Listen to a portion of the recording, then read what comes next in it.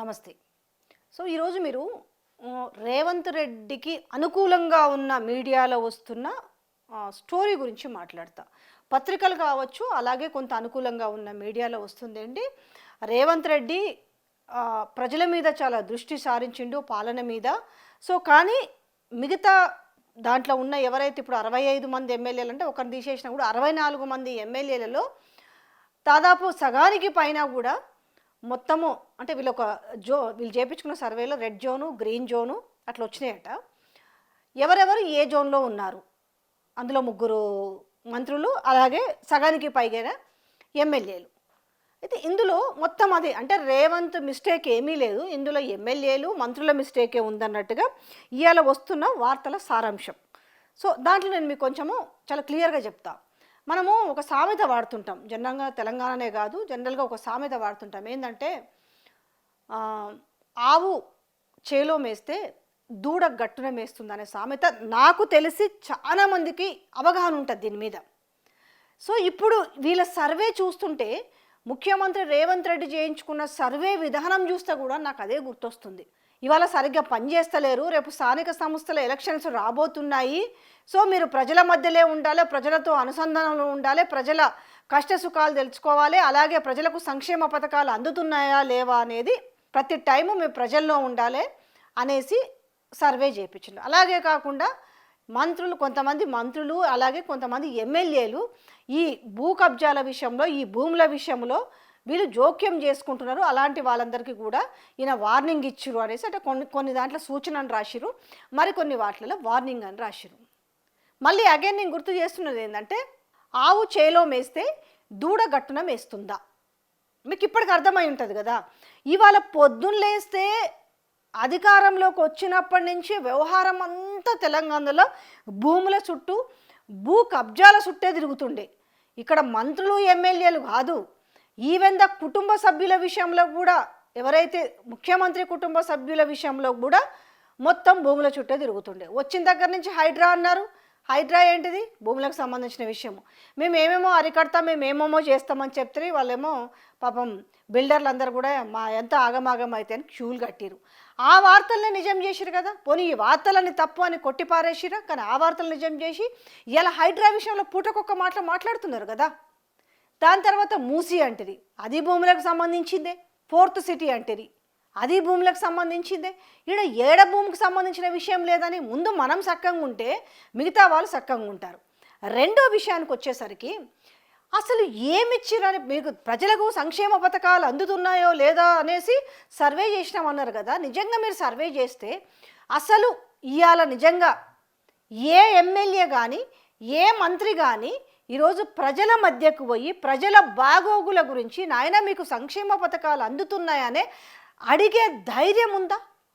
అసలు మీరు ఏమిచ్చిరని సంక్షేమ పథకాలు అంటే ఇవాళ ఏంటి తెలుసా, తప్పంతా అంటే వీళ్ళేదో, నేను చెప్పేది వీళ్ళేదో దేనికి అక్రమాలకు పాల్పడలేదు, వీళ్ళు నికార్సైన వాళ్ళని చెప్తలేను, కానీ మనలో ఉన్న లోపాలని, ఎందుకంటే మన లోపం ఎత్తి చూపకూడదు, అంటే అది పక్కోని మీద దోయాలి. ఇప్పుడు అదే చందంగా మారింది ఇప్పుడు పరిస్థితి చూస్తుంటే. అవునా కాదా అనేది ఒక్కసారి ప్రజలకు అర్థమవుతుంది. మీరు సర్వే మేము ఆల్రెడీ చెప్పినాం, ఒక 2-3 సంస్థలు సర్వేలు చేసినాయి అనేసి ఆ సర్వేలు మేము చెప్పడం కూడా జరిగింది. ఆ సర్వేల కనీసము ఈ రాష్ట్ర ముఖ్యమంత్రికి కనీసం పాస్ మార్కులు కూడా రాలే, ఇవాళ మరే నేను మారుతా మీరు మారండి అని అంటే ఇంతకాలం మీరు ఏం చేయలేదని అర్థమా? ఇప్పుడు మీరు ఫెయిల్ అయినరు, మీతో పాటుగా వాళ్ళు కూడా ఫెయిల్ అయినరని చెప్పడానికా? మీ తప్పులని కప్పిపించుకోవడానికి ఈరోజు మీకు అనుకూల మీడియాలో వార్తలు వేయించుకున్న వైనం చూస్తుంటే మరి వీళ్ళందరినీ అంటే మొన్న జనవరి 1 సందర్భంగా అందరు కలవడానికి వచ్చినప్పుడు ఏంటంటే మంత్రులకైతే మీరు సక్కంగా లేకపోతే మిమ్మల్ని ఊడబీగుతాని, ఎమ్మెల్యేలను అయితే పక్కన పెడతానని చెప్పిన విధానము ఇవాళంతా కూడా మీడియాలో వైరల్ అవుతుంది. అసలు ఫస్ట్ లైన్లో ఎవరుంటారు? ఫెయిల్యూర్ విషయంలో ఫస్ట్ లైన్లో ఎవరుంటారు అని అంటే ఫస్ట్ లైన్లో అని అంటే ముఖ్యమంత్రి రేవంత్ రెడ్డి ఫస్ట్ లైన్లో ఉంటాడు. అది కాదని చెప్పి ఇవాళ ఎమ్మెల్యేలను భయపెట్టే క్రమంలో మీరు ఒక పని చేస్తుంటే వాళ్ళు ఇంకొక పని అయితే చేయరు కదా. పాలన విషయంలో ఎవరికి ఉంది చెప్పండి చిత్తశుద్ధి? ఒక్కొక్క అంశంని టాపిక్ డైవర్షన్ చేసుకుంటూ డైవర్షన్ డ్రామాలు ఆడుతున్న నేపథ్యంలో అసలు తెలంగాణ ప్రజల బాగోగుల గురించి తెలంగాణ ప్రజలకు మనం ఇచ్చిన హామీలేంది? ఆ? ఒక్కటన్నా నెరవేరుస్తున్నారా? రైతు భరోసాని ఎందుకయ్యా మీరు 12,000 ఇస్తారనంటే కేటీఆర్ కేసుని తెరపైకి చేసి ఒక దినమంతా టైంపాస్ చేస్తుంది. ఆ మధ్యలో ఏంది, అల్లు అర్జున్ విషయంలో ఒక 10-15 రోజులు అట్లా టాపిక్ డైవర్ట్ అయింది. మోహన్ బాబు విషయంలో ఇంట్లో వ్యక్తిగత సమస్య అయినప్పటికీ అది డైవర్ట్ అయ్యాయి. ఎక్కడుందని మీరు ఇక్కడ ఎమ్మెల్యేలను తప్పుపడుతున్నారు? ముందు ఒక సామెత ఉంటుంది కదా, ఓ గొర్రె ఏ దారిలో పోతే మిగతా గొర్రెలన్నీ కూడా ఆ దారిలోనే పోతాయి. ఇప్పుడు రాష్ట్ర ముఖ్యమంత్రి ఏ దారిలో పోతాడో మంత్రులు ఎమ్మెల్యేలు కూడా ఆ దారిలోనే పోయే అవకాశం ఉంటుంది కదా. ఇందులో 2-3 గురించి అంటే ఇప్పుడు క్యాబినెట్లో నుంచి 2-3 మంత్రులని ఎత్తేసే ప్రక్రియ ఎందుకు? వాళ్ళు మీరు చెప్పినట్టు వింటలేరా? వినకపోతే ఎందుకు వింటలేరు? ఎమ్మెల్యేలు కూడా ఇవాళ రాష్ట్ర ప్రజలకు ఇప్పుడు జరుగుతున్న విధానాలపైన మనం ఏం చేసినా కూడా రేపు మన ఎండిపోస్తారు, మనంతా కూడా ఎండగడతారనే భయం లేకుండా మీరే బాజాప్తా 30 మందికి పైగా ఎమ్మెల్యేలు అసలు పని చేస్తలేరు. వాళ్ళందరూ కూడా రెడ్ జోన్లో అంటే మీరే కదా red zone, orange zone, green zone 3 జోన్లు పెట్టేసి సర్వే చేసిరు కదా. అందులో 3 మంత్రులు రెడ్ జోన్లో ఉన్నారట. ఎందుకున్నారో మరి అది కూడా చెప్తే లీకులు కొంచెం ఇచ్చుడు కాదు, ఆ ఇచ్చేదేదో బాజాప్తా ఇచ్చుంటే అంటే వీళ్ళందరూ ఇప్పుడు అవుటా? ఇప్పుడు మొదటి నుంచి వార్తలు వస్తున్నాయి 3 మంత్రులకి స్పాట్ పెట్టారు. ఎవరా 3 మంత్రులు? మరి ఇవాళ మీరు తీసుకున్న నిర్ణయాలకు ఇప్పుడున్న మంత్రులు ఎవరు కూడా మీకు సహకరిస్తలేరు అనే విషయాన్ని ఆల్రెడీ బయటకు వస్తూనే ఉంది. ఆఖరికి ముఖ్యమంత్రి వస్తే కూడా వాళ్ళు లేస్తలేరట. రేపు మనం ఇట్లనే చేస్తే రేపు ఈ గవర్నమెంట్ మారితే మన పరిస్థితి ఏందనేసి చాలా కీలకమైన మంత్రులు, కీలకమైన వ్యక్తులు కూడా చెప్తారట. ఇట్లా ఒంటెద్దు పోకుండా పోతే మనం ప్రజలకు ఏమీ చేస్తలేము. ఇవాళ రైతు భరోసా గురించి కూడా మనం మాట మార్చినాము. ఎందుకంటే చెడ్డ పేరు ఎవరికి వస్తుంది అని అంటే రేపు మీరు ఉండే ఈ పార్టీలో మీరు పర్మనెంట్ అని కాదు, కానీ రాహుల్ గాంధీకి సంబంధించి రాహుల్ గాంధీ తోటి మనం డిక్లరేషన్ చెప్పిస్తే ఆడ 15,000 ఇస్తామని చెప్తే, కౌలు రైతులకు పైసలు ఇస్తామని చెప్తే, రైతు కూలీలకు పైసలు ఇస్తామని చెప్తే, పండిన ప్రతి గింజ సన్నదా లావుదా అనేది కాదు, పండిన ప్రతి వడ్ల గింజకి మనము బోనస్ ఇస్తామని చెప్తే, బట్ ఇవాళ మనం మాట మారిస్తే రేపు ప్రజల్లోకి ఎట్లా పోతాము? స్థానిక సంస్థలల్లో రేపు మనకు ఎట్లా ఓట్లు పడతాయి? రేపు స్థానిక సంస్థల పరిస్థితి ఏంది? మన ఇజ్జత్ పోతుందని చెప్పినప్పటికి కూడా అప్పుడు కానీ 12,000 ఇస్తామని వచ్చిరట. ఏమి ఇంకా 3,000 ఇచ్చేదంత ఇది లేదా? దాంట్లో మళ్ళా ముఖ్యమంత్రి ఒక మాట చెప్తాడు, ఉప ముఖ్యమంత్రి ఒక మాట చెప్తాడు. దీన్ని బట్టి అర్థమవుతుంది కదా ఎవరికి కూడా మంచిగా శుతిమతులు లేవు ఇక్కడ. ఆయననేమో తెలంగాణ వ్యాప్తంగా ఉన్న భూములన్నిటికీ 100% ఇస్తాననేసేమో డిప్యూటీ సీఎం చెప్తారు. అట్టట్లా కాదు ఇట్టట్లా ఇంతమందికి ఇస్తామనేసి సీఎం చెప్తాడు. ఇంట్లో మరి మీ ఎమ్మెల్యేలు పోయి పాపం ప్రజల దగ్గరికి ఏం చెప్పాలి? అసలు ప్రజలు ఎమ్మెల్యేల దగ్గరికి పోయే పరిస్థితి ఉందా? ఈ వీడియో చూస్తున్న వాళ్ళు ఎవరైనా ఉంటే నికార్సుగా ప్రజలైతే పార్టీలకు సంబంధించిన వాళ్ళు నాకు ఎవరు కామెంట్స్ పెట్టద్దు. ప్రజలు నిజంగా మీ దగ్గరికి ఎమ్మెల్యే వస్తే మీరు ఏమడుగుతున్నారు? మీ దగ్గరికి ఒకవేళ మంత్రి వస్తే మీరేమడుగుతున్నారు? ఎమ్మెల్యే కనపడితే ఏమడుగుతున్నారు వాళ్ళు? మా పెన్షన్లు ఎప్పుడు ఇస్తారు? పెంచినవి మహిళలకు 2,500 ఇస్తామన్నారు, అది ఎప్పుడు ఇస్తారు? లేకపోతే నిరుద్యోగ వృత్తి 4,000 ఇస్తామన్నారు, అవి ఎక్కడ పోయినాయి? ఇందిరమ్మిన్లు ఎక్కడ పోయినాయి? ఈ ఫ్రీ బస్సు మాకెందుకు? ఆ ఫ్రీ బస్సులో చూసి కదా ఇంకా జుట్లు పట్టుకొని కొట్టుకుంటారు మహిళలకు. అంటే మహిళల్ని కించపరిచే పని చేస్తున్నారు, వాళ్ళని గౌరవించే పని కాదు. ఇవన్నీ కూడా అసలు పార్టీ ప్రతినిధులు ఎవ్వరు పోయినా కూడా వాళ్ళు గెదుముతున్నారు. ఏది మీరు చేసిందేంటి మాకనేసి. ఈ నేపథ్యంలో ఇందులో మెయిన్ తప్పు ఎవరిది ఉంది? ఇవాళ మీరు సర్వే చేయించినాము 30 మంది ఎమ్మెల్యేలకు పైన వాళ్ళ పనితీరు బాగలేదు, అసలు కొందరైతే అసలు ప్రజాక్షేత్రంలోకే వెళ్ళట్లేదు అని అంటున్నారు. అది ఎవరో బయటోళ్ళు కాదు, మాలాంటి వాళ్ళు చెప్పుడు కాదు, మీరు సర్వే చేయించుకున్నామని చెప్పి ముఖ్యమంత్రి సర్వే చేయించాడు, ముఖ్యమంత్రి ప్రోగ్రెస్ రిపోర్ట్ ఇదనేసి మీరు మీ అనుకూలమైన పత్రికలో వార్తలు రాపించి మరి వాళ్ళని బ్లేమ్ చేస్తారు కదా. మీరు సరిగ్గా ఉంటే, పాలన సరిగ్గా ఉంటే, ముఖ్యమంత్రి సరిగ్గా ఉంటే అమ్మో మేము ఇది చేయకూడదు, ఇది చేస్తే మళ్ళీ రేపు మమ్మల్ని ముఖ్యమంత్రి పేకుతాడేమో అనేసి అటు మంత్రులకు భయం ఉంటుంది, ఇటు ఎమ్మెల్యేలకు భయం ఉంటుంది. ఎమ్మెల్యేలకు కూడా భయం లేదు అని అంటే ఇందులో పాలన ఏ విధంగా జరుగుతుంది? వాళ్ళేమంటారు, ఏముంది మనం ఏమి ఇవ్వగలుగుతాం, తులం బంగారం మనం ఇచ్చేటోళ్ళం కాదు, పెన్షన్లు మనం ఇచ్చేటోళ్ళం కాదు. ఎందుకనంటే పెన్షన్లు అంటే గవర్నమెంటు అధికారిక కార్యక్రమాలే మీ తమ్ముడు చేస్తుండే ఒకవైపున. ఏడుంది అసలు ప్రజాస్వామ్యం? ఏడుంది? రాజ్యాంగ విలువలు ఏడున్నాయి? ఇప్పుడు ఏంటి అంటే మీ యొక్క పర్ఫార్మెన్స్ మంచిగా లేదు కాబట్టి ఎదుటోడి మీద బురద జల్లాలి. ముందు మనం తీసుకోవాలి కదా. తప్పైనా ఒప్పైనా తీసుకున్న నిర్ణయాలకు మనం తీసుకోవాలి. కానీ రేపు స్థానిక సంస్థల ఎలక్షన్స్ వస్తున్నాయి కాబట్టి ఇప్పుడు మీరు ప్రజల్లోకి పోవాలి, ప్రజలతో ఉండాలంటే ప్రజల్లోకి పోతే చెప్పుతో కొట్టేటట్టు అంటున్నారు, మొఖాన ఊసేటట్టున్నారు ప్రజలు. ఇది వాస్తవము కాదా అన్న విషయం మీకు తెలియదా? మీకు ఆల్రెడీ ఇంటెలిజెన్స్ రిపోర్ట్ ఉంటుంది కదా, మీరు సర్వే రిపోర్ట్ తెప్పించుకున్నప్పుడు ప్రజలు ఏమనుకుంటున్నారో కూడా ఆ మాత్రం యాదికి ఉంటుంది కదా. ఇవన్నీ తెలియని విషయాలా? మళ్ళీ కొత్తగా ఈ తప్పుని మన మీదకి రావద్దు కాబట్టి వాళ్ళ మీద నెట్టాలి కాబట్టి తప్పించుకునే ప్రయత్నం కదా. ఇవాళ ముగ్గురు మంత్రులు ఎందుకు మీరు పీకాలనే ప్రయత్నం ఎందుకు జరుగుతుందనే చర్చ కూడా జరుగుతుంది. మరి ఆ ముగ్గురు మంత్రులు ఎవరో క్యాబినెట్లో ఉన్న వాళ్ళందరికీ తెలుసు. ఇంతవరకు క్యాబినెట్ విస్తరణ లేదు అంటే ఈ ముగ్గురిని తీసేసి మరి ఆ ముగ్గురినే పెడతారా? ఇంకా కొన్ని శాఖల్ని అసలు భర్తీ చేయరా? రాహుల్ గాంధీ మాటకు అసలు ఏమన్నా విలువ ఉందా? ఇంతనన్నా అరే వచ్చి రాహుల్ గాంధీ వచ్చి ప్రియాంక గాంధీ వచ్చి డిక్లరేషన్ చేసిపోయింది కదా. నిరుద్యోగ భృతి ఏమో ఆమె డిక్లరేషన్ చేసింది, రైతుల డిక్లరేషన్ ఏమో నేను రెండు బాగా చెప్తున్నాయి కదా, మిగతావి చాలా ఉన్నాయి డిక్లరేషన్, బీసీ డిక్లరేషన్లు అవన్నీ ఉన్నాయి. కానీ ముందు నేను రెండు విషయాలు చెప్తే అసలు మీరు అంటే వీళ్ళు చేసింది కూడా ఇందిరమ్మ రాజ్యం. సరే ఆనాడు కొంచెం ఏదో పేదలకు భూములు ఇచ్చింది, ఆ తర్వాత అప్పుడు కట్టిన ఇందిరమ్మకు ఇండ్లు కూడా ఉన్నాయి కదా, మళ్ళీ ఇందిరమ్మ రాజ్యం వస్తుందేమని పాపం ఆశపడ్డారు. ఎంతమంది? 1.8% మంది ఆశపడ్డారు. కానీ మీరు ఆ ఇందిరమ్మకు కూడా మచ్చదీస్తున్నారు కదా ఈరోజు. అవునన్నా కాదన్నా ఈ దేశంలో అత్యధికంగా పరిపాలించిన పార్టీ ఏది పాలన చేసింది అని అంటే కాంగ్రెస్ పార్టీ. అందులో వాళ్ళు బాగా యాదికి పెట్టుకుంటారు ఇందిరాగాంధీని, ఎస్సీలు ఎస్టీలు బీసీలు ఇట్లా అందరూ. కానీ ఇలా అన్నిటిని కూడా తుంగలో దొక్కిరు కదా. వాళ్ళకున్న ఇంతో కొంత మంచి పేరును కూడా ఇవాళ మొత్తానికి సీఎం పుణ్యం అంటూ అది కూడా గంగలో కలిసిపోయింది. ఎందుకురా నాయన మార్పు అని తెచ్చుకొని మా గుండెల మీదకి గుదిబండలు చేసుకున్నామని మాట్లాడుతున్నారు. ఏడికి పోతారు మీ ప్రజాప్రతినిధులు ఒక్కసారి చెప్పు. ఒక లగచర్లకు పోతారా? ఇప్పుడు నీ కొడంగల్ కాన్స్టిట్యున్సీ కిందనే కదా లగచర్ల. ఆ రైతుల దగ్గరికి ఎవరు పోతారు?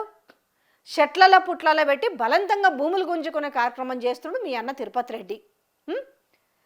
అది కూడా తీసుకోవాల్సి ఉంటుంది. మీ ప్రోగ్రెసివ్ రిపోర్ట్ ఎట్లా ఉందనేసి, ఎన్ని మార్కులు పడతాయి అనేసి కొంచెం అది కూడా రిలీజ్ చేయాల్సి ఉంటుంది. ఎందుకంటే ఆయన కూడా ఇప్పుడు షాడో ఎమ్మెల్యేనో మరి షాడో సీఎంఓ నాకు తెలియదు, కానీ ఆ లెక్క మళ్ళీ చెప్తా ఇంకో వీడియోలో.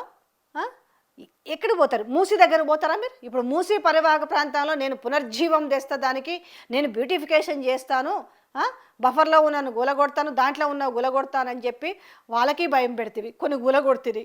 వాళ్ళ దగ్గరకు పోతారా? రేపు జిహెచ్ఎం సెలక్షన్లో మాకు ఓట్లేరని వాళ్ళు ఇక్కడ ఉన్న కుటుంబాలందరికీ ఊర్ల నుంచి వచ్చిన వాళ్ళే కదా, వాళ్ళ బంధువులు లేకపోతే వాళ్ళ అమ్మలు వాళ్ళ అయ్యలు వాళ్ళ తాతలు వాళ్ళందరూ ఉంటారు కదా. ఏమిరా నాయన ఎట్లేస్తారు ఓట్లు రేపు అంటారు. మీరు ఒకవేళ భయపెట్టినా కూడా నాకు తెలిసి అయితే భయపడే పరిస్థితులు అయితే ఇప్పుడు లేరు. మీకు పెద్దలు చేయుత కింద పెన్షన్లు చెప్పారు. రేపు ఎట్లా మీకు ఓటు వేయాలి? అక్కడికి మీకు సర్పంచ్ ఎలక్షన్స్లో ఓ సర్పంచ్ నిలబడతాడు, ఏమని హామీ ఇచ్చి వాళ్ళతో ఓటు వేయించుకుంటాడు, ఏమని ఎమ్మెల్యే ఆ ఊరికి పోయి మా కాంగ్రెస్ పార్టీకి నిలబెట్టిన అభ్యర్థికి ఓటు వేయమని చెప్తారు? ఒకటి చెప్పండి. పోనీ మీకు ఫేవర్గా బీఫాములు లేకుండా ఇండిపెండెంట్గా నిలబడ్డా కూడా ఎవరు ఏమి హామీ ఇచ్చి నిలబడతారు? రేపు ఈ ప్రభుత్వం తరఫున మీరు నిలబెడితే, మీ వ్యక్తులు మీరు నిలబెడితే ఏ గ్రామాల్లో ఎట్లా ఓట్లు వేస్తారు? మీరు మహిళలకు 2,500 ఇచ్చిన మహిళలు వచ్చి ఓటేయాలా? నిన్నమన్న పెళ్లిళ్ళు చేసుకున్న వాళ్ళకు కళ్యాణ లక్ష్మి ప్లస్ తులం బంగారం ఇచ్చి, లేకపోతే వాళ్ళకు కేసీఆర్ కిట్టు అట్లాంటివి ఇచ్చిరని ఓటేయాలనా? విద్యార్థులకు, చదువుకునే విద్యార్థులకు మీరు భరోసా కార్డు అన్నారు, దాని తర్వాత స్కూటీలు అన్నారు. సరే మరి వాళ్ళు వచ్చి మీకు ఓటేయాలా? ఎట్లాగో వాళ్ళకు అంటే మీరు స్కూటీలు చెప్పింది ఓటు హక్కు వచ్చిన వాళ్ళకే కదా. వాళ్ళు మీరందరూ స్కూటీల మీద పోయి మీరు ఇచ్చిన స్కూటీల మీద పోయి ఓట్లు వేయాలనా? ఎవరు ఓటేయాలో చెప్పురి. పోయి రుణమాఫీ చేసిరు 100% అని చెప్పి మీకు రైతులు వచ్చి ఓట్లు వేయాలనా? అన్ని ప్రతి గింజ కొంటామని చెప్పారు, ఆ రైతులు వచ్చి మీకు ఓటేయాలనా? పోనీ కౌలు రైతులకు మీరు పైసలు ఇచ్చిరని కౌలు రైతులకు మీరు ఓటేయాలనా? మీకు రైతు కూలీలకు మీరు హామీ ఇచ్చిరు, ఇంతవరకు దిక్కు దివాలేదు, మరి వాళ్ళు ఓటేయాలనా? ఫ్రీ బస్సు పెట్టి ఆటో వాళ్ళ చావులకు కారణమై వాళ్ళకి ఈరోజు జీవనోపాధి లేకుండా ఉన్న ఆటో అన్నలు వచ్చి వాళ్ళ కుటుంబాలు వచ్చి మీకు ఓటేయాలా? ఏ వర్గం వచ్చి విద్యార్థులు ఎవరికి 2 లక్షల ఉద్యోగాలు సంవత్సరానికి అన్నారు అంటే నేను మాట్లాడుతున్నప్పుడు నాకు కింద కామెంట్స్ పెడతారు, మీకు గతంలో ఇచ్చిరానంటే ఆ గతంలో ఉన్న వాటిని వీళ్ళు మెరుగుపరుస్తారు. నిజంగా సంవత్సరానికి 2 లక్షల ఉద్యోగాలు ఇస్తారు అనే ఉద్దేశంతో కదా విద్యార్థులు నడుం బిగించి ఓట్లు వేయించారు. మార్పు కోసం. గతంలో ఇయ్యలేదు కదా, మేము ఇయ్యము, గతంలో అట్లుంది కదా, ఇట్లుందని అంటే అది కాదు కదా కంపారిజన్. ప్రభుత్వాలు ఎందుకు మారుతాయి? 5 ఏళ్లకో 10 ఏళ్లకో ఎందుకు? సో మొనాటనీ వచ్చో లేదు అని అంటే ఇంకా ప్రభుత్వం మారితే ఇంకొంచెం మాకు ఇంకా మెరుగుపడుతుందనే ఉద్దేశంతో కదా. ఎంతసేపు మనం పాత విషయాలు తోడుకోవడం కాదు కదా. ఇది సీతక్క మాట్లాడినట్టు ఉంటుంది మంత్రి. మా బీఆర్ఎస్ హయాంలో 60 మంది పోతే మా హయాంలో 50 మందే చచ్చిపోయారు పిల్లలు అంటారా? ఇవి పోల్చుకుంటారా? ఆ రోజే కదా మీరేం చెప్పారు, మేము పాత ఉన్న బాకీలతో సహా మేము 2 లక్షల రుణమాఫీ ఏకకాలంలో చేస్తామంటేనే కదా వేసిర్రు. ఇవాళ మీరిచ్చిన హామీలు నెరవేర్చలేక మీ తప్పిదాలని మిగతా వాళ్ళ మీద మీరు చేయండి, వాళ్ళు ఏం చేస్తారు? ఇక అవినీతి అంటారు. ప్రతి దాంట్లో దూర్చి ల్యాండ్ గ్రాపింగ్స్, సెటిల్మెంట్స్, వసూళ్ళు, ఇవన్నీ ఎట్లా చేస్తారు? రాష్ట్రానికి మీరు ముఖ్యమంత్రి ఉన్నప్పుడు ఈరోజు మీకు సంవత్సరం తర్వాత ఇప్పటి నుంచేమో కానీ ఇప్పటి నుంచి మాత్రం చేయదు, మీరు మాత్రం చాలా సిస్టమేటిక్గా ఉండాలని అంటే ఫస్ట్ సిస్టమ్ నేను కూడా మారుతాను అంటే మీరు ఇంతకాలం మారినట్టే కదా, మీరు చెప్పినవి ఏవి చేయలేదన్నట్టే కదా, తూతూ మంత్రంగా చేసి వదిలేసినట్టే కదా. ఇవాళ మంత్రులు ఎవరనే చర్చ కూడా ఎవరిని తీసేస్తారు? కారణం కూడా చెప్పాల్సి ఉంటుంది. ఆ లీకులు కూడా అంటే రేపు ఇస్తారేమో, నేను ఆ మాటను ఎందుకంటే ఏ మంత్రులు అనేది నేను చెప్పాను, కానీ ఇండైరెక్ట్గా భయపెడుతున్నారు. ఆ ఇండైరెక్ట్గా భయపెట్టడానికి అసలు కారణాలు ఏంటి? ఏ ఎమ్మెల్యేలు బెదిరిస్తున్నారు? ఏ ఎమ్మెల్యేలు మాట వినడం లేదని మీ సర్వేలో మీరు రిపోర్ట్ తెప్పించుకున్నారు? మేమే చెప్తే సర్వే మేము ఎమ్మెల్యేల మీద చేయలే, బాజాబ్తా ప్రతి కాన్స్టిట్యున్సీలో ప్రజలు ఏమనుకుంటున్నారు అనే సర్వే చేసినాం. దాంట్లో ఈ రాష్ట్ర ముఖ్యమంత్రికి పాస్ మార్కులే రాలే. ఇప్పుడు ఏంది, నేను ఫెయిల్ అయినా కాబట్టి మిగతా వాళ్ళు కూడా ఫెయిల్ అయినారు, ఇప్పుడు మనం చదువుదాము, ఇప్పుడు చదివి మరి కనీసం ఇప్పుడన్నా జ్ఞానం వచ్చి మారుతారా? ఏం చేస్తారు మీరు? వాళ్ళకి కాకపోతే ఏం చేస్తారు? నిధులు ఇవ్వకుండా ఉంటారా? మీరు ఏం చేయలేరు కదా. శాసనసభ్యులను ఏం చేస్తారు? మంత్రులు అంటే ఓకే పీకేయడానికి ఆస్కారం ఉంటుంది, కానీ ఎమ్మెల్యేలను ఏం చేస్తారు? ఎమ్మెల్యేని అయితే మీరు సస్పెండ్ చేస్తారా? అంటే స్పీకర్ మీ చేతిలో ఉన్నాడు కాబట్టి ఉందా మీకు బోటాపోటీగా గెలిచామనే మీరు పక్క పార్టీలో నుంచి బెదిరించి అదిరించో కడుపులో పెట్టుకున్నారో కాళ్ళు పట్టుకున్నారో మొత్తాన్ని కానీ తెచ్చుకొని అంత ఖాళీ చేస్తాం అంటే వచ్చినోడే అయ్యా బాబు మేము చేరలేదు అనే మాటను చెప్పుకొచ్చే పరిస్థితి ఉందని అంటే ఎక్కడ సక్సెస్ అయ్యారు? మరి రేపటి నుంచి వస్తారట తెలంగాణ ప్రజలకు. నేను ఒక విషయం చెప్తున్నా, ప్రజల్లోకి వచ్చినప్పుడు ఏమడుగుతారు ప్రజలు చెప్పుర్రి? అది మీకు తెలియదా? మీకు ఒక ఇంటెలిజెన్స్ రిపోర్ట్ ఉంటుంది కదా, ప్రజలు ఏమనుకుంటున్నారు అనేది. అరే మాలాంటి మీడియా ఛానల్ పోయి మస్తు చూపిస్తారు, మేము చెప్పినవి వాళ్ళు మీరంటే మీకు పాజిటివ్గా చెప్పించుకోవడానికి వీడియోలు నానా కష్టపడతారు, కానీ ప్రజల దగ్గర ఎవరి దగ్గర మైకు మీరన్న గొట్టాలు పెడితే వాళ్ళ ఆవేదన అంతా వెళ్ళగక్కుతున్నారు కదా. హైడ్రా ఏం చేసిరయ్యా మీరు? పూటకొక మాట మాట్లాడతారా? ఒక్కదాని మీద ఎందుకు మీరు కన్ఫైన్ అయ్యలేరు? ఒకసారి ఒక దాన్ని మీరు తీసుకొచ్చినప్పుడు ప్రజల జీవితాలతో చెలగాటం ఆడుకునే ఒకటి తీసుకొచ్చినప్పుడు దాని ముందు మీరు ఆలోచించరా? ఎవడిండ్లు కూలగొట్టాలి, ఎవడిండ్లు కాపాడాలి, ఏ చెరువును కాపాడాలి, ఏ నాలను కాపాడాలి, ఏం చేయాలనకుండా ముందు చలో చలో చలో చలో అని ఉరుకులు రెంకలేసారు. ఇప్పుడు ఏమంటారు? పూటకో మాట మారుస్తారు. మేము 2024కి తర్వాత ముందున్న ఏం గులగొట్టామో ఇప్పటి నుంచి మేము వచ్చిన కాడి నుంచి ఏవైతే కడుతుంటారో ఆక్యుపెన్సీ లేనివి ఏవైతే ఉన్నాయో వాటిని గులగొడతాం అంటారు. మరి నేను మొన్ననే కదా నేను చేసుకొచ్చిన మూసీలో మీరు నార్సింగ్ దగ్గర ఉంది కదా, దాంట్లో కట్టిన అలేఖ్య ఇంకెవరో కలిసి కట్టిరు కదా, ఆదిత్య ఇద్దరు కలిపి చేసిన వెంచర్ పెద్దగా 6,500 స్క్వేర్ ఫీట్ నుంచి ఒక్కొక్క ఫ్లాట్ 13,000 స్క్వేర్ ఫీట్ వరకు చేసి మరి ఆ కంపులో నేను ఎవరో మాట్లాడుతుంటే విన్నా. పాపం మూసీల పాపం ఆ బతుకులు ఎందుకు వాళ్ళకి, ఆ నీళ్ళన్నీ కూడా బోర్లు వేస్తే ఆ మూసినాలే కదా, ఆ నీళ్ళు తాగితే వాళ్ళ బతుకులు ఏం కావాలని పాపం అని సింపతి పొందిరు కదా. మరి అదే మూసీలో మీరు హైరైజులు గట్లా అమ్ముతున్నారు కదా, అంటే అమ్ముకొని వాడు ఎటన పోనీయా కొనుక్కున్నాడు, మరి ఎందుకు గుల కొడతలేరు?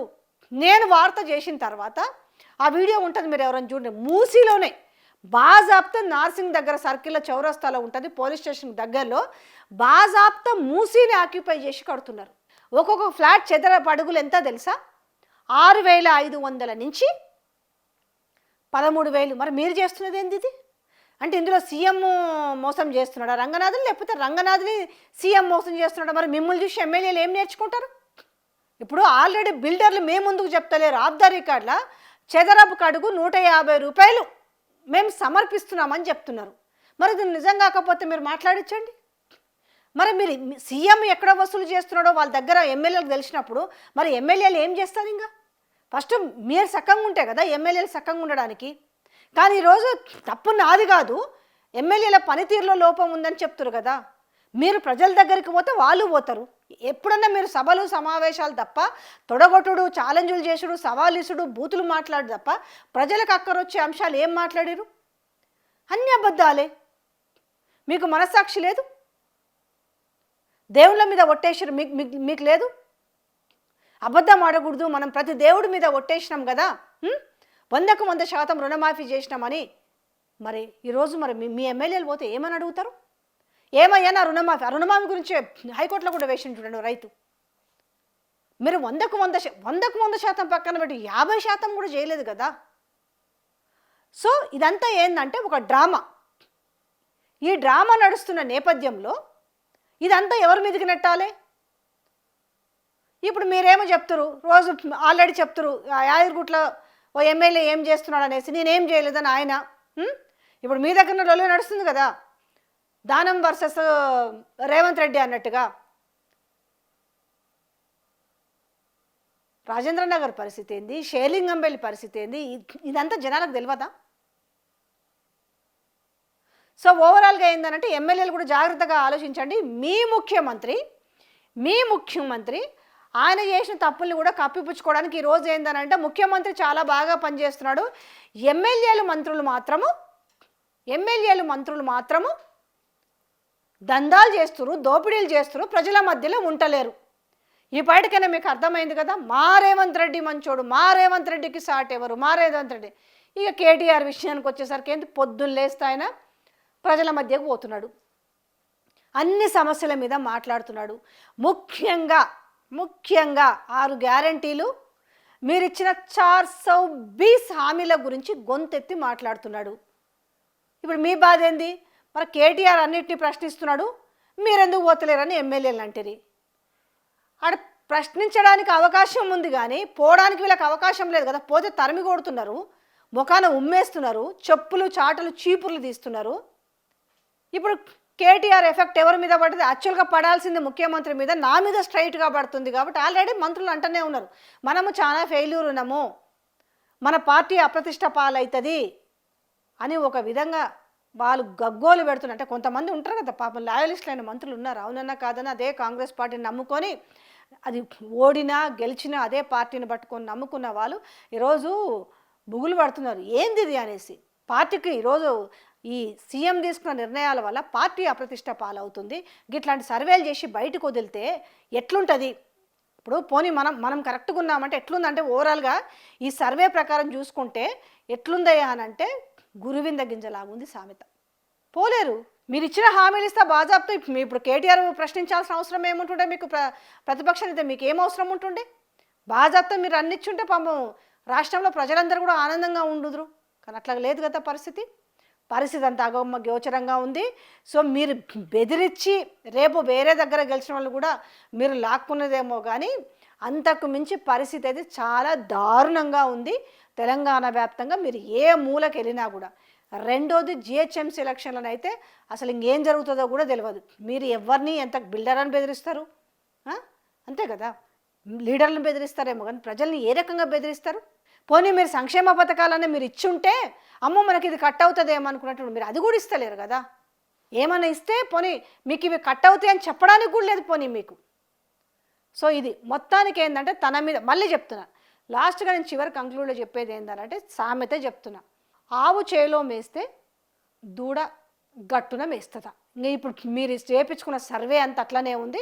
కానీ మీరు మాత్రం మీడియాలో, మీకు అనుకూల మీడియాలో మాత్రం అంతా వాళ్ళదే తప్పు, మేము మంత్రులను తీసేస్తాం, కొత్త మంత్రులు తెచ్చుకుంటారా, లేకపోతే ఈ ఎమ్మెల్యేలు మరి ఏం చేస్తారు? ఎమ్మెల్యేలు అందరినీ ఏడుగు పంపిద్దాం అనుకుంటున్నారు? వాళ్ళే విసుగొచ్చి పాపం ఏం చేస్తారు? గమ్మున అనుకోవాలి, లేకపోతే అంటే బీఆర్ఎస్లో కన్నా పోవాలి. వాళ్ళు పోతే కూడా తీసుకుంటారో లేదో కూడా తెలియదు. ఆ పరిస్థితి కన్ఫ్యూజన్ వ్యవస్థ రాష్ట్రంలో ఉంది.